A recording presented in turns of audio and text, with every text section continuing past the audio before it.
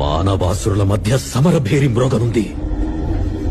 అసురగణం భీతిల్లే శక్తి ఉన్న ఆ మణి దుష్టుల చేతుల్లో పడి ఈ బ్రహ్మాండానికే పెనుముప్పుగా మారేలోగా ఆపడం నీ వల్లే అవుతుంది. నేనొక్కడిని ఎలా ఆపగలను? ఒక్కడివేనా? అరికాలు విదిలించి మహాసముద్రాన్ని లంఘించినవాడు, రాక్షస సైన్యాన్ని మట్టుబెట్టి రావణుడి సింహాసనాన్ని కంపించినవాడు,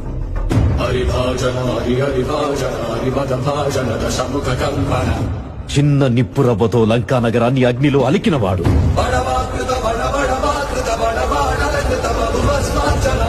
త్రేతాయుగంలో రాముడి నీడయ్యాడు,